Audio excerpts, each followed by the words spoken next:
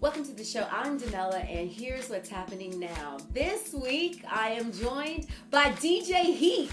That could almost be a rap.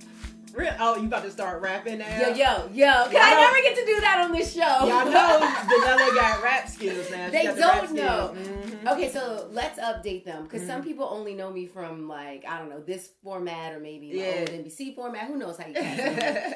But Heat and I used to work together on the Big Tigger Morning Show. Yes. But DJ Heat is well known in the DC area as well as abroad, because not only are you a DJ here nationally in America, but this cat goes on tour. You're going on tour this weekend as well. She'll be out the country because that's how she rolls. So you are a DJ on the airways. You've been on WPGC. You've been on Currently at 92Q. 92Q and tours with the very beautiful and talented Maya, as well as beautiful and talented Carolyn Malachi. Yes. Grammy Award winning, I need to say. Right? Or nominated. Maya is Grammy Award winning. Maya's Grammy Award winning. And Carolyn is Grammy nominated. But we're going to get Carolyn the She's Grammy. She's going to get one. Yeah, I remember it was a huge deal that she was even nominated. Wasn't that for her first project? I can't remember. It was a while ago. It was a while ago that it was that project, but it was a big deal because she's an independent artist. She is an independent artist. So for an independent artist to get nominated, major, and local as well, and a local artist is that. So we was like, what? Who we gotta get albums? Where was she? Right. Yeah, so that's cool. So yes, you're traveling, and so there's so much that we can talk about. I'm gonna first start with letting the people get to know you better. So I also was so tempted in my heart of hearts to break out my Snuggie. Oh man, I gotta find that picture of us in our Snuggies. Our Snuggie dance. Oh. So when we used to work together on the morning radio, I don't know why it was like... It was always cold in Arctic the studio. cold. It was deathly like sad. It was so cold that Tigger went out and bought everyone Snuggies, including himself. Yeah, I forgot he Don't forget. So that was nice of him not to just have his own Snuggie. He was like, hey guys, that's probably why he gifted us the Snuggie. So he wouldn't seem crazy. I think Angelique had a Snuggie too. Yes, right? she did. So it's like our producer, and then he and I. And at that time, Teach Me How to Dougie was out. So of course, Teach me how to Snuggie. Teach me how to Snuggie.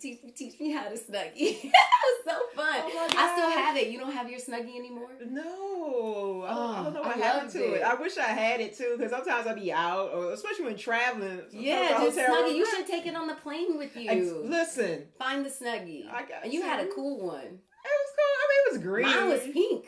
See, I had a green one. It was like a military looking Snuggie. Like today. She was already dressed for this. I like the earth tones. Y'all know I'm an earth tone person. See? So. It was perfect. So to me, that was like more rugged and tough. Mine, oh God, I just realized I'm wearing kind of like... Hey, you got on pink? Not right now. She has on pink Snuggie socks, right? You know, y'all need to see us. They don't know. Normally, I wear heels. And can I tell you something funny? Well, I interviewed Stretch last week, and we were in his house. So I was like, let me just take off my shoes so I can, like, set up the stuff. Yeah. And I was like, but do you mind that I put my shoes back on? Because I need to be professional when I interview you. And I remember as I put on these socks, I thought to myself, I was like, do I need shoes to be able to... And I was like, no. Nobody's gonna see it. Like the way. But it's not. It's just. It's not anybody else. It's just me. I'm weird that way. Well, it's not anybody else. Be comfy in your pink fuzzy socks. That I know. Why you gotta put out? I mean, I try to be hard. I do. You still be gangster with pink fuzzy socks. And another problem that I've talked about on the show, and I think you've experienced this as well. Not so much as being a mother, because I realize being a mother has made me like snuggly soft. But I also think getting older.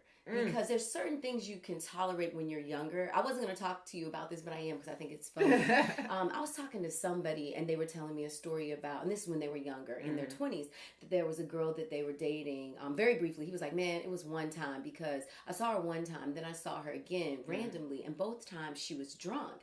And so, you know, I was like, ugh, I don't want any of that. And I thought to myself, there were periods of my life, especially in my 20s, notably, that I had a slew of friends that I always saw when they were always drunk. And it was never like seemed weird. I guess as you get older, you too old for alcoholism. That. Right. Or you just like, you too old. You're too old for that. You should know your tolerance and your cutoff limit at some point. At some point in your adulthood. If you go back to your days partying, how many people have you seen repeatedly wasted?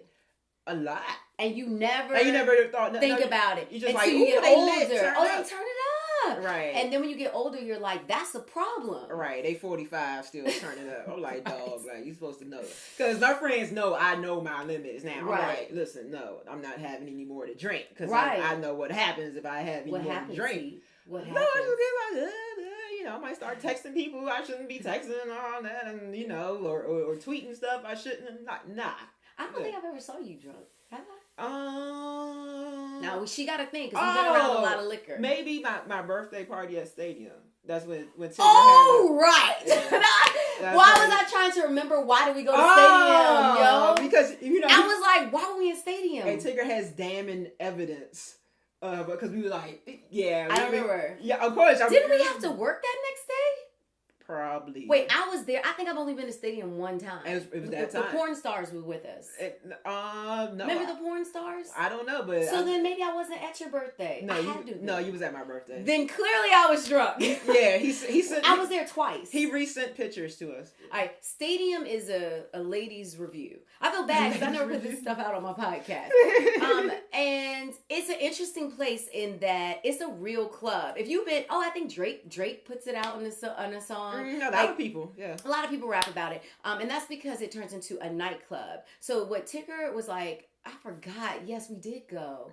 Mm-hmm. So aren't you glad I don't remember that? They know I'm a 2-drink maximum and I don't drink liquor. No. And no one's like, can I have a bottle of wine in a strip club? No. Although they have really nice food there.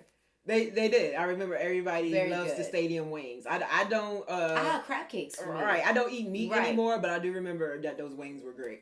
And then other thing you just made me realize, coincidentally, you are another vegan. Vegetarian, actually. She's more vegetarian. However, I try to do minimum dairy. But she doesn't eat fish. Nah, I don't. Right. Because I heard this. So you're not a pescatarian. You're a legit vegetarian. And I talked about this before on my Facebook page. I was like, I'll bump into people, I tell them something like, oh, I'm vegetarian. They go, oh, me too. And then the next thing I know, I see them 5 seconds later, they eating sea bass covered in shrimps with lobster on top of it. Like, you just told me you was vegetarian. You're not vegetarian. But some people, and so my friends told me, some people consider fish to not be meat. I'm like, what is it? No, it is. That's called a pescatarian. It has flesh. And then you are ovo-lacto vegetarian. Because I don't do dairy. I mean, no, I occasionally do eggs. Mm-hmm. Right, ovo-lacto. Okay, yeah, people are like, okay, enough on this. We educating y'all. I know. But anyway, that was a weird coincidence. This wasn't important, and this is not why she's here. One, I want to talk about just her as an artist, because she's an artist. At the end of the day, you are an artist. You literally, from your heart, feel an energy, put it out, select a song, people connect to that energy, and you create an experience everywhere that you go. That's your job, whether it's on the radio, whether it's in a club, whether it's touring. And I know that the artist has their set, but you're also, hyping up the crowd before the artist gets on and connecting with that artist. And so you are an artist. And so it's not many female artists that are DJs, right? And in the lane that you're in. Right. You know what I'm trying to say? Yeah. Like, you aren't a bustier type DJ. Bustier. You know what I'm talking about. And you're not just a playlist DJ. Oh, no, never that. Right. No offense. If you're a playlist DJ, do what you do. But I'm talking about, you are let me get my song, let me add a little scratch, get to this other thing. Yeah, I've been hitting them with this, ooh. And now you're going to feel this. Yeah.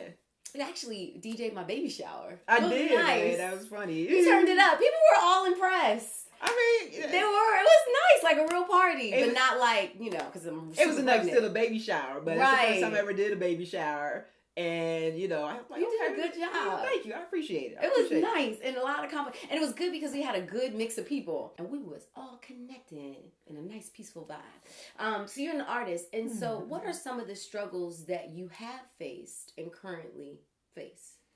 Oh man, the struggles that I faced. I think coming up, it was just making sure to prove myself and know that I could do this. I think with any DJ, it's tough to try to get those initial gigs that you actually care about doing. Right. Because it's one thing to just get a gig just because it's a gig and like, okay. Like your cousin's birthday. Right. And stuff like that. I think we all start off like that. But to prove that you're worthy enough to do, like, I could do these bigger events and keep escalating from there. So to me, that's probably been the real only obstacle, well, coming up, I guess, in the past. Currently, I wouldn't say it's so much an obstacle now, but it seems like there are more DJs out there, and I'm doing air quotes because they don't have I'm seeing they don't lack the basic skills and it's a real craft. It's a craft. To be a DJ, right? They haven't honed their craft enough. It's a gift and a curse that we're in a digital world, especially for DJs. How some a lot of equipment is cheaper now. That's true. So because it's cheaper, and people start to see so many people doing it, they like, oh, I can do it too. It only costs what this DJ controller only costs how much? All right, I'm gonna buy this. Bam, y'all! I'm automatically a DJ. But you can tell like they're not DJs. They're not good, and at the same time, since they, they don't have the experience, they haven't honed their craft. Of course, they DJing for whatever little bit amount of money, and people are assuming that everybody should be that cheap. Right. Right. I'm like, no. I'm like, I have this experience, this, and this, and that. Right. You can't.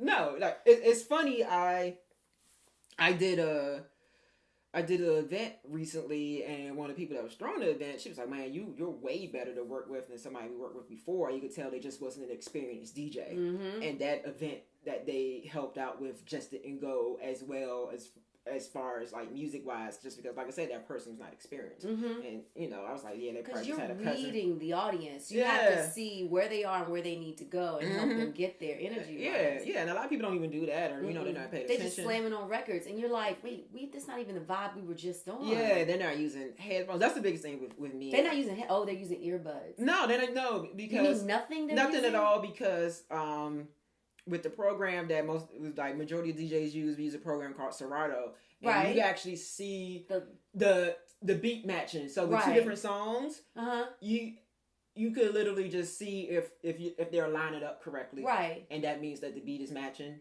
So they're not using their ears. They just look at the screen. We're gonna take it back a second. Yeah. So I was there before Serato, right? And so I remember when a lot of the DJs that were record carrying DJs switched to Serato because they were like, this is just lighter. I don't know what I know to carry all these records. My gosh. But I've always seen them match it up, but listen to it. Yeah, I've never seen these young cats just match it and not listen. I've never seen that. No, it happens a lot.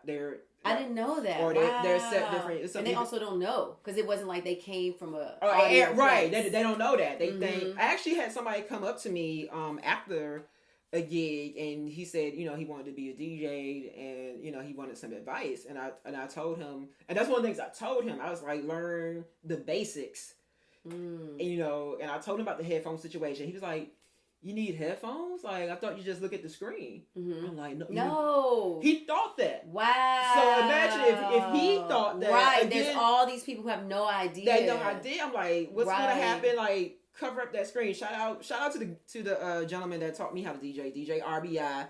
That is my Jedi master, DJ RBI. That's cool. He taught me, I think I was like 17, 18 when he first taught me.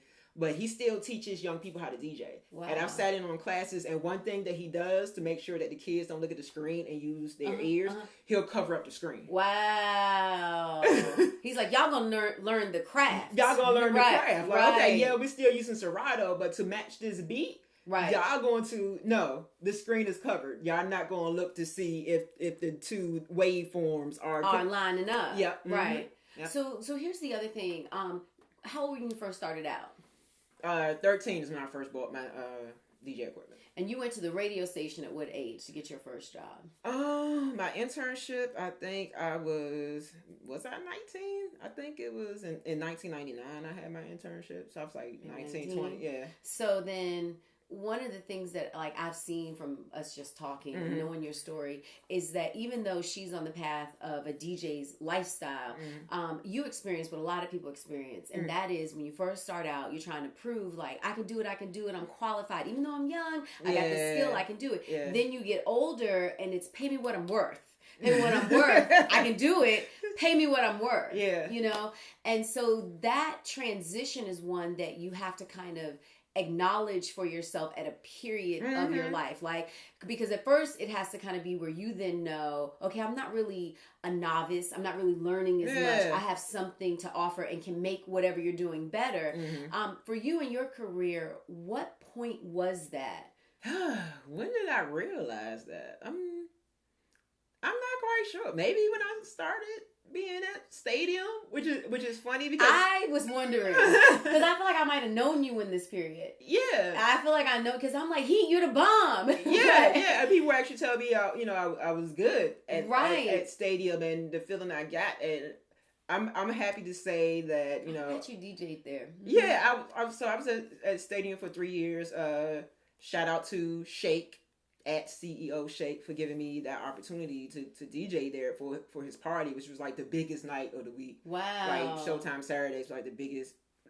That's major. That was the night to be at Stadium. And let's say, as we said before, Stadium, right? A gentleman's club. However, it is a real club. Like people dance. People dance. They turn women up. Come are dancing. You come have a really good time. So I watch the girls. I was there doing the major state. I think everybody could look back at a club and say, no, okay, it's one thing for the club now, but no, y'all wasn't there during this time. This time frame when that club was like crazy, and that's how it was. Like, you never know what celebrity was going to come through up in there, and it was so many big names and whatnot. So that was probably it right there. Like, yo, I'm playing this music. I'm the person on this huge night. Year-wise in your career, if you had to put like 5 years, 3 years, like a year number, what would you estimate year-wise that would be? I don't know. So when was Stadium? I can't remember what year Stadium was. 2012, maybe 2012 through 2015. So we say 12 is when you started. So we're saying roughly 99 to 2012. Yeah. Yes. Oh, so when I started, we're getting the radio. Oh, yeah, got you. Yeah. You see what I'm saying? Yeah, that's when I realized. Because it still took a long time to build my name up through. But let me just say, I'm going to stop her 1 second. Okay. Only because I see this so often, even in ourselves, is that we don't realize what we bring because we need, like, external factors sometimes. It could either be somebody to say it, or you get like a specific job that gives you a certain amount of money. You're like, okay, now I can do it. Or it could be maybe you got a big project and you're like, now I can do it. Because I remember when we first met and we're in the morning show room, I'm just like, you are amazing. What are you, remember like in the mornings, I'm like, yo, what are you doing here? What are you doing here? And not that, I know that we're all here, but in the capacity that you were there, because Tigger acknowledged who you were, but the station didn't really acknowledge who you were. And Tigger really, which I appreciate even to this day, he's somebody who always acknowledges talent, but he also acknowledges human beings.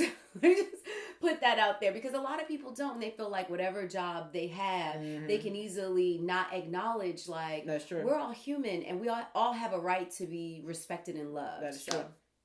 Shout out to Tigger. Massa Tigger.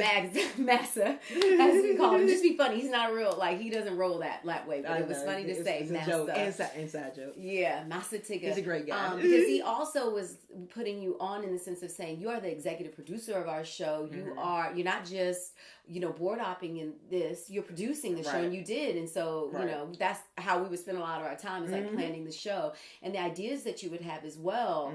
I'm just like, what? They don't acknowledge this. They is the room next door, which is the boss's room at the time, or the person who, was in charge of the station. Right. And I think about this a lot, because as we grow, it is a period that we all have to go through, in which we say, what determines when we're ready to go to that next level? How do we determine that? And my, heart of hearts is we have to do more self-evaluation and rely less on these external factors, but truthfully, at some period of everyone's life, that's what we all have to figure that out, and then demand our worth. And so when you tell your story, it could seem like a long time, but think about your own story. Those of you that are watching and those of you that are listening, think about when you realize that even if you have the job that you have, the work that you're doing is worth more than the position that you have. Exactly. Or the responsibility at your job, you know, you're capable of doing more than what these people are offering you. Exactly. You know? Yep. So it is a real challenge. And now you're in this other phase of your life, right? So we'll get to more where you are now. And that phase is pay me what I'm worth. Right? Yeah. And you pay me. Yeah. Definitely. Like, it's something that I would turn down. I was like, I know it's not my work. I could be on my last dollar, but I still know my worth. Like, I'm not going to take it just because it's like, yeah, I'm not going to feel like, you know, slutted out. Right. I'm not going to do that. So, right. I got you. And that's another thing is that you have to think also, right? Obviously, opportunity or money. And sometimes it can be worth, the opportunity can be really worth it where you might say, oh, I'll get paid. Yeah, of course. Yeah, you got to right? weigh that out. Definitely. But if you're trying to have me do, you know, a bunch of crazy stuff or a crazy setup and you're trying to give me this little bit, I'm like, not going down. Right. It's like, it's not happening. Right. No, and I'm proud of you. I mean, it's so great to see her and all her accomplishments. Oh, thank you. It's not just that you're talented. You really are. I mean, you know this. You really are a great person. No, I don't know. Not just good. You are a great person. No, I know, but I have to because you know what? And I say this on this show too, is that in life we have to celebrate people while they're here. Because so often it's like, well, you know, what it's gonna be. Right. I'm not gonna see you and then be like, well, she was such a wonderful person. She was so kind. And you need to know that as you go through life, that's who you really are. And you're super great too, Danella. That's nice. Danella is so nice and kind, and her energy, like, even when Danella is angry, it's still like a nice angry. Like, even before you were a parent, you had that parental instinct before you even became a parent. Wow, I appreciate that. Okay, yeah, okay. You knew me at a different period. So let me say, he knows me post-meditation life. Because them cats in like the late 90s, like college life. Oh, yeah. I think it's just the era that we grew up in. It was a tough time, right? A lot of like, whew, I was like this kind of person. Lord, give me the strength not to punch him. People were like, are you praying out loud? Oh, we got to get her out if she's praying out loud. Right, it's a problem. But I really appreciate that because I know that industry that we're in is rare. Yeah, you man. know, especially you find people that are like... Especially for women to like each other because they always trying to pit women against each other and trying to say that we're catty and women can't get along. And that's not true. Like, I haven't experienced that in the industry at all. You are so lucky. That's so great for you. Maybe because in the DJ world... That's so freaking great for you. DJ world is different, I guess. The DJs, we all like, you know, we just all like, hey, y'all, rah, it's this boom bar. Yeah, yo. All I know is it's been tough, right, in some situations. A lot of those situations. Oh, man. And that's why I really go out of my way to... open myself in any way that I can to not just men, but specifically to women. Because a lot of times women don't have that support and that sisterhood from one another where we're kind of like, well, this was my experience here, you know, or for another woman to say, you know, you are great. You know, I don't curse on this show, but like you know, we were at work. I got a child and all that kind of stuff.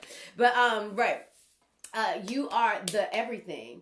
Because, you know, we need to be able to see that strength in one another. Right. You know, to help us stay on our mission and do what we're supposed to do. So, yeah, I appreciate that. Because it's kind of weird to hear, like, good stuff in this format. Why? Because it's these other people listening. They're like, it's almost like I paid you some money before you came. Nah, y'all know money. Me. I'm real. Yeah, I keep things real. Listen, she ain't pay me nothing to do this, yo. I ain't get paid I did give you some green tea. She gave me some green tea, y'all. That's it. She just gave me some green tea. But this is genuine right here, though. I appreciate that. So another reason I want you on the podcast is there's been a situation in our environment. And when I say our environment, in our world, and it's involving your favorite artist.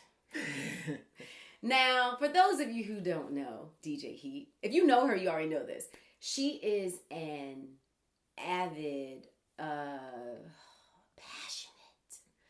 Kanye West supporter. She loves I was. him. I was. Oh, that's what I want to ask you right now. Because yeah, because you said the word supporter, so they make it seem like I'm supporting what's currently going on. You have been. I was a fan of his artistry, yes. I don't necessarily want to make this so much about him, but we have to talk about him to get to the major point. Because my cry of all cries, because I put this on the podcast before, but I had no one to talk to. I'm like, yes, he's here. We can talk about it. But one of the things I want to talk about is, for example, is it Kanye or Concray? And I say this, and I'm not trying to be funny. It does sound funny. Because I really, in my heart of hearts, before we go through it, feel that he is having a mental breakdown. That's what my heart of hearts feel. And I know when the world looks at him, they don't necessarily feel that, and they don't necessarily... They might think he is going through a period. A lot of people blame Kim, poor Kim, because they're like, it's a Kardashian curse. There's all these things that people are blaming because they see him being so different. But for me, I see it as what happens in the world, and that is someone can be going through a mental break. Yeah. A mental discord, so to speak. And no one really steps in to say, are you okay? How can I help? Because something is going on with you. In a serious way. Yeah, I mean, we saw it, what was it, 2 years ago, when he had to go to the hospital and get committed. So we do know he struggles with his mental health. And one thing I brought up before is he could be going through trigger periods, because when he was going through all those famous rants that he had before, and even before he got committed, they took place around the same time of the year. And I tell people that... See, I needed a fan. I never noticed that. And don't think this is me. This isn't me defending him. This no, is but me, she was like, because she knows. This is me paying attention to stuff. Like his mom died in the month of November. So a lot of things that happened with him happened leading up to that time. Wow. But currently, I know, because he's done a lot of stuff just in the past week. Yeah, yes. In the past Hence why month. he's here. Right. Yeah, this has been a very... Currently, I don't think he's going through a breakdown, like you said. I don't think he's going through a breakdown. I think that there is... Okay, let me... The last time, before he got committed, I saw that happening. I knew those were a breakdown before he got committed. And let me say, I don't think it's a breakdown in the sense that he won't be able to function, but there is a severance that is happening, and the reason why I say yes, I feel that there's a disconnect, because he says that he says things that aren't true, right? In some cases, right, where he might say something and it's like, that's just not true. And he has a bad way of articulating. Yeah, but you can articulate something like, I want to abolish the 13th Amendment. But I'm not amend it. Right. That's I'm not putting that there. Right. But when he said, for example, he was like going to teach art school at some institute, and then that came out, I was like, that's not true. Yeah. Then he said Kim was going to law school. She was like, he misspoke. Like, these are... I think he's putting stuff out. Yeah, it is. It is weird. It is. And then to say, like, for example, he's somebody who... I mean, my career, people are like, did you interview Kanye? I was like, no, those are the years when I was on BET that he quit media. So at the beginning of it, I had, I just didn't interview him. But then he quit media, right? And then now to see him also married to somebody who her career prospers off of media. Like, she knows how to really work the media and is open to that platform as a revenue source. Right. And so for him to marry her and be on a reality show occasionally, and knowing how the things, even if you listen to his music, who he really has always kind of been, it's different. It's like there's a discord that's there, right? I mean, and we all say that. I guess one factor again is, he was never the same since his mom passed away. Yeah, that's true. So whoever,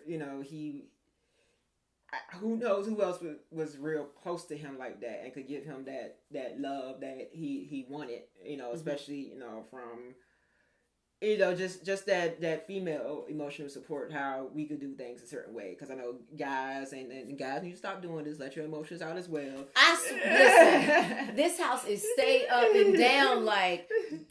You angry? How do you feel? Let Tell it out. Mommy why you're angry. So it's probably a convo that he can't have with his boys as opposed to a convo he could have with a woman, because they're more receptive to emotion. And he's always talked about how he's had a crush on Kim Kardashian and all of that. But you know, by going into that family, that has become his family. It's true, and they seem to have a close knit family, right? So he probably gravitated towards that because he needed that love, and the family's like, yeah, we're gonna, you know, welcome you, despite what you might say about the family. Oh, they probably just saw the money grab and stuff like that with him. So, you know, he's never been the same since his mom. That was like the start. Yeah, like yeah. A clear start. And genius and crazy is probably like that's part of a short difference. It's a because a lot of people that are geniuses, he really is. Yeah, that, you know, it's hard for them with reality stuff. It is, and then with everything that's. I don't think she's ever had time to settle and chill. I guess that time when he was in the hospital after having that breakdown, that might have been chill time. But you know, in this industry, you just like go. You do, yeah. Like you don't even know. You're on to the next. Right. When you're not resting, you feel like you're not doing enough. Now this week he's saying I'm off medication, and then we're all kind of thinking maybe you should go back on. And I'm not pro medication, but it was unfortunately doing like he was saying some. You know. Yeah. All the things he said, like in the last week, is very disheartening to me as a fan, because to see how this man used to be and what he has become, and how detached that he is from what's going on in the world. Like even wearing that hat, I'm like, by wearing that hat, you're co-signing. It is. You co-sign this person and abuse, right? And like it's crazy, but that lets you know that he sees himself on. And this is not good. I'm not. So it's one thing to know that you're great at what you do, right? But to think that you're so huge that you just become detached, and you think that you can do these things and change these things. Like we all believe, you know, in the law of attraction and the power of positive thinking. But I'm not going to be crazy enough to wear something that's like, yo, this promoting, This means that, especially what we're going through in the country, and especially as a black man, and then you have black children, but even I had to think about it. I was like, yo, his children are gonna grow up wealthy. The kids are wealthy. So I was telling a friend, like, yo, he's probably ain't gonna have reality until something was, you know, God forbid, if his children experience something, you know, that would put them, like, remind them. But I was like, the kids are probably gonna be so sheltered, they're not even going to experience the things that some black people in America go through. Right. No, that's a fair.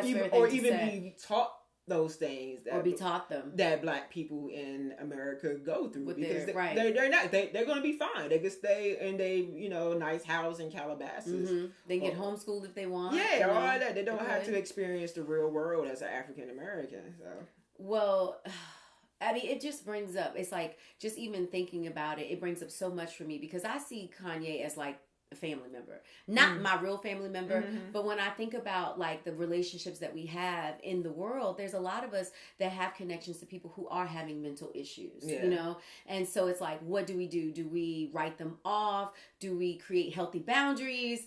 Do we just support them all the way through? You know, it's really a struggle. I think it's probably a multitude of answers. I think the main thing is acknowledging there's a real problem. It's probably, you got to think about his status of where he is. And we talk about people that have yes men that go along for the ride, or people just ride and coattails. He probably has so many yes men around him, and that are pacifying this behavior. Because I feel like probably one of the best, he needs to disconnect, but he feeds off of this controversy. He does. The fact that, you know, when he started, you know, being on Twitter, he's feeding off the stuff that he says. You know, he has Instagram now, so he's feeding off of this stuff, and he knows every time he says something, this is going to happen, and that's all part of, you know, I think that's part of some mental things that he's going through, because I've said this a number of times to people. There's something called narcissistic personality disorder. And I believe he has it. There are a lot of people with it, and they don't know. They don't know. You just think somebody's being super cocky when it's a real illness. It's a real illness. Yeah. And that's part of it. So like you said, this is all part of his illness. But if somebody was to, however long he was away when he first got committed, it needs to be probably something more. But, you know, what can you do when, again, you've reached this status Right. As a person in the industry, you got this money, you got access to anything.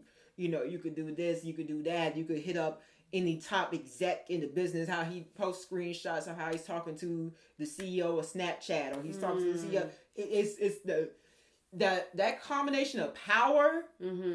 That's something crazy in itself when you have that much power. But, and you can't deny that he has it. Yeah. But this is what I believe from my journey. I believe that money and fame is a magnifying glass. I believe that it will magnify whatever is inside of you. If you are benevolent and you are a giver, you will continue to give and give more. If you are insecure, you will become more insecure. You know, to me, that's what it is from my experience in seeing it. Yeah. And I think for him, from his first album and from what he rapped about, and, you know, saying the things that he would say to Jay-Z, you know, and I think we always knew, we thought of him, like you said, as cocky. That's what we thought. Yeah. And then as he went up that chain, that ladder, he started letting go of the people that will help ground him. Yeah, and he wants acceptance. To me, he keeps wanting acceptance from other people in power. That are in powerful positions. Like, he keeps yearning. Like, he's always talking about Apple all the time, and always talking about Disney all the time. And it's great to have your influences, but he's like, it's almost like, accept me.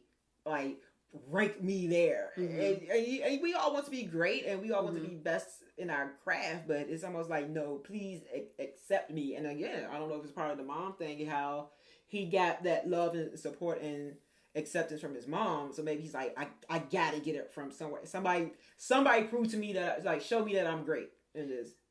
Now, do you think his wife is getting a bad rap?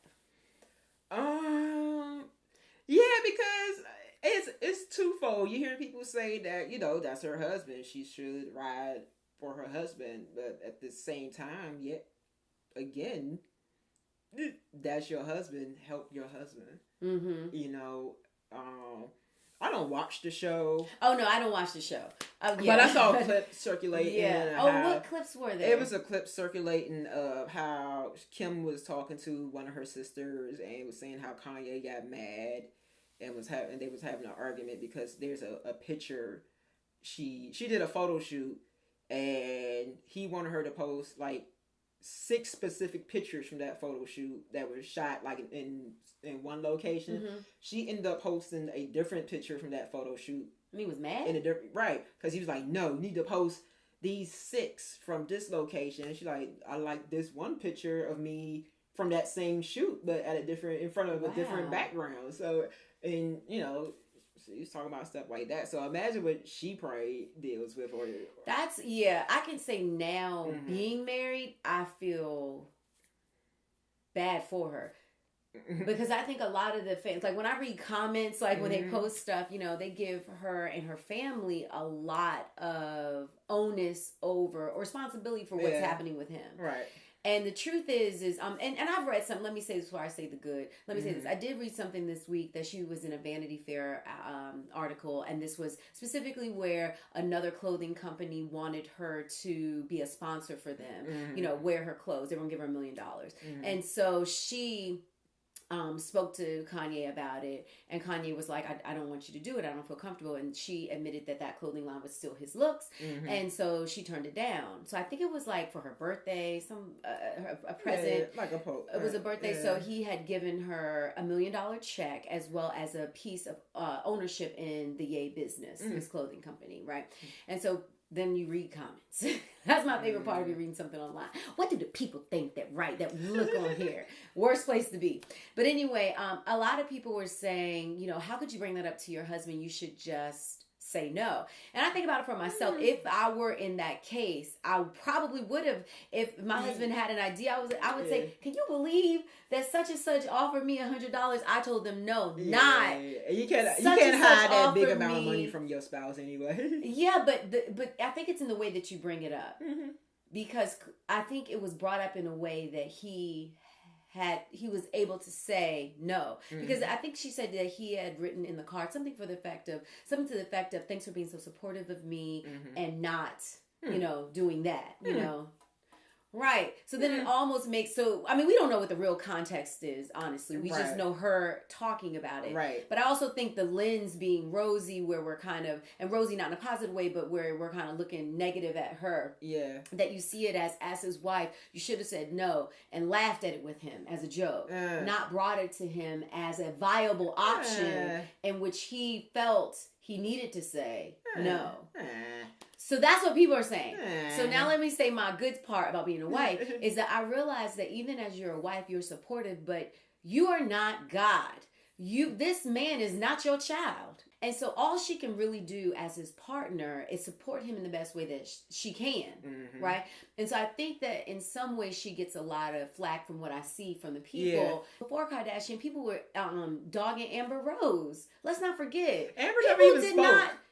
She never smoked, but remember people were like, oh, ever since his mom passed, he's with this woman, and oh, look how she's dressed. You don't remember hearing that? I mean, people gave Amber Rose a hard time when she got with Kanye. But she never even spoke. That's one thing. She never spoke. Right. But, I think she talked about that. He didn't want her to be, ended up as that type of person in the limelight like that, even though they were dating.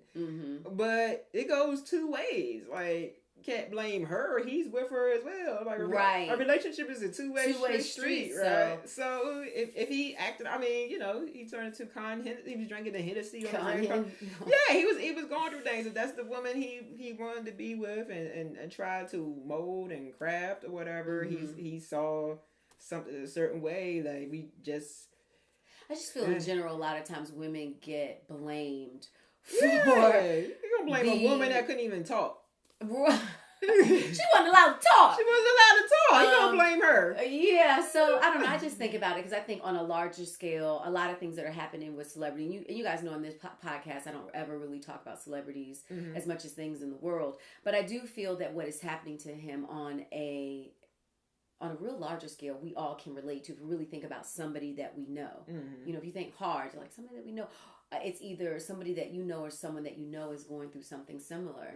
And so, yeah, it's weird. I do think that we have to hold him accountable.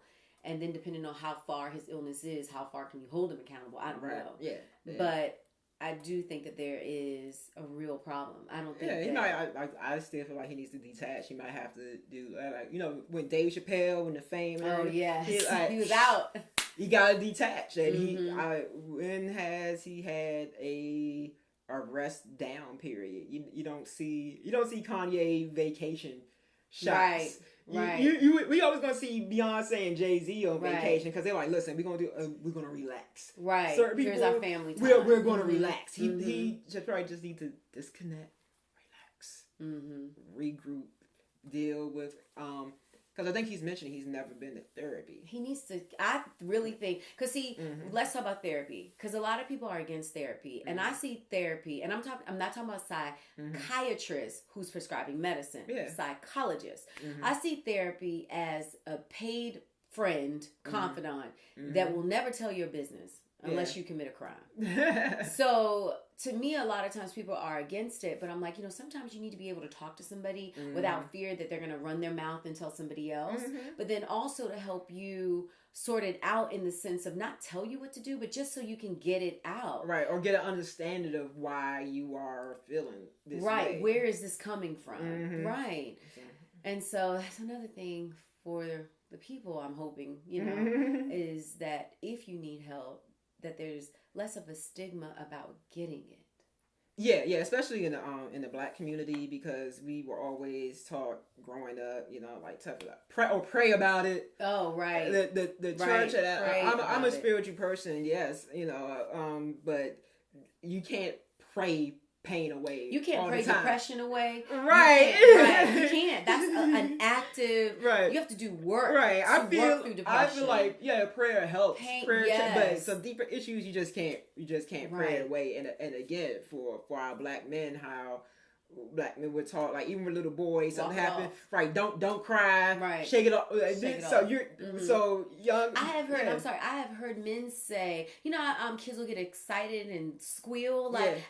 I've heard men say, put some bass in your voice to kids. And you're like, this is his natural voice of excitement. Why do you do this to your child? Right. So from when they're toddlers already, young black boys are taught to suppress their emotions. Mm-hmm. So you growing up being told suppress your emotions since you were a little boy. What's going to happen when you're a grown man? Right. And you're you get in a relationship and your significant other is like, tell me how you feel. And you won't, because you've been taught since you're able to get up and walk. Yes. To don't cry, hold it in. Be a man. Be a boy. Mm-hmm. Like, no, you taught to suppress all this time, and that's not good. Mm-hmm. That's not good at all. So. Yeah, I'm in that now with my son. Really us battling, because he's at this formative age, right? And I know kids are all periods. Yeah. But for us, it's really about, one, seeing what we learned that we don't want to, like what we learned, what we believe, and what we learned being something we were taught but we don't want to continue. Exactly, because it's different times now. We can't keep being taught the same things that our parents taught us, because it's creating more generations of problems. And it's like you said, you have to break the chain. Like the chains that we've been holding on to for years, we have to break them, especially in a time frame that we in now. Especially now. With our culture. We really have to break the chain and really be there for each other and get to the root of problems. We can't keep having these same issues that we've been having for generations before us. Yeah. Well, he feels like a good possible place to stop. Although I could talk to you forever. It's all good. Maybe we can do a part 2 down the line. We can do a part 2. Yeah, down the line. Yeah, we definitely can. I really appreciate you. I appreciate you, Danella. Thank you. Seriously, it was really nice to have you here and offer your perspective. Can you tell everybody how to find you? Yes. Simple way. You can go to my official website, DJHeatDC.com. On social media, real easy. Instagram, Twitter, at DJHeatDC. But all that is linked on the website too, DJHeatDC.com. Nice, DJ Heat DC. And people can listen to you on the radio. They can also see you on tour. But yeah, we could have talked about that. We have so much we need to talk about. We could do a part 2 later. We're down the line. We can do a part 2. Yeah. I really appreciate having you, thank man. you. That's so nice. I told you we're not gonna fall. I told you to always hug you, make you. I can't believe she hugging back. I'm a different person. You come so far. I have. I'm a different person. I'm a huggy person. Oh, she's come so far. It's a proud moment. I'm gonna go get my Snuggie guys and do a Snuggie dance with Heat. You want some more tea? Oh no, that ran through me. I gotta use the bathroom right now. She's gonna use the bathroom. All right. Thank you so much for joining the show, and I will see you next week. It ran through you. It ran through me. I was like, he's like 60.